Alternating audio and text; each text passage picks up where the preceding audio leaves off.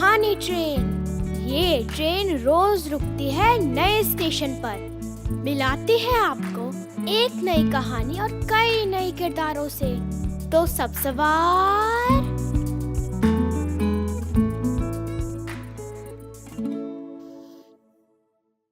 आज की कहानी है बिल्लू की मेहनत। इसे पेश किया है प्रथम ने और आवाज दी है आरती जैन ने। आप सब कहानी को ध्यान से सुनिएगा, क्योंकि इस कहानी के बारे में हम बातचीत भी करेंगे और गणित के मजेदार खेल भी खेलेंगे। तो आइए सुनते हैं कहानी बिल्लू की मेहनत। गांव के किनारे एक पुराना विशाल खजूर का पेड़ था। उस पेड़ की ऊंचाई और रहस्यमयी कहानियां मशहूर थीं। कहा जाता था कि उसकी सबसे ऊंची चोटी पर एक सुनहरी कटोरी रखी है, जो हर रात अपने आप मीठे और ठंडे दूध से भर जाती है। हालांकि कई जानवरों ने उस तक पहुंचने की पूरी कोशिश की थी, लेकिन कोई भी अब तक सफल नहीं हुआ था। गांव में रहने वाला नटखट और जिज्ञासु बिल्लू इस कहानी को सुनकर रोमांचित हो उठा।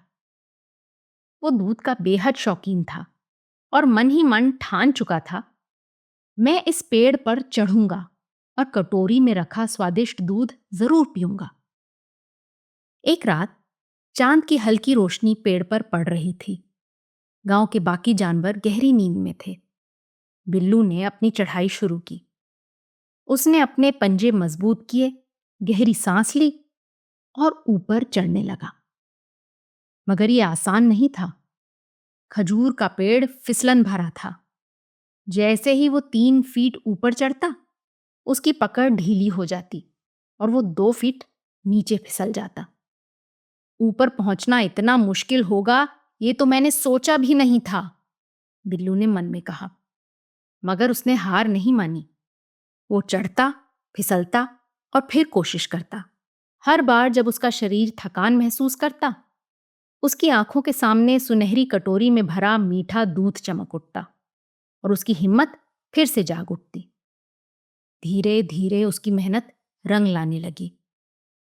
कई घंटों की कड़ी मशक्कत के बाद बिल्लू ने आखिरकार उस कटोरी तक पहुंचने में सफलता पा ली। कटोरी देखकर उसकी आंखें खुशी से चमक उठी। जैसे ही उसने दूध चखा, उसकी मिठास और ठंडक ने उसकी सारी थकान मिटा दी। ये वैसा ही है जैसा उसने हमेशा सपनों में सोचा था, स्वादिष्ट, ताजा और जादुई। दूध पीने के बाद बिल्लू ने नीचे उतरने की कोशिश की, लेकिन अब उसे डर लग रहा था। ऊपर चढ़ना जितना कठिन था, नीचे उतरना उससे भी ज्यादा मुश्किल था। मगर उसने धैर्य रखा और धीरे धीरे उतरता गया और जमीन पर पहुंच गया। आइए अब इस कहानी से जुड़े कुछ सवाल हो जाएं। बिल्लू खजूर के पेड़ पर क्यों चढ़ना चाहता था? पेड़ पर चढ़ने और उतरने का आप अपना कोई अनुभव लिखिए। बिल्लू कितने प्रयास में पेड़ पर चढ़ सका? अपने गांव के सबसे पुराने पेड़ की ऊंचाई किसी से पूछकर लिखिए। ऐसे कौन कौन से पेड़ हैं जिस पर आप नहीं चढ़ सकते हैं? उनके नाम लिखिए। कल फिर मुलाकात होगी एक नई और मजेदार कहानी के साथ।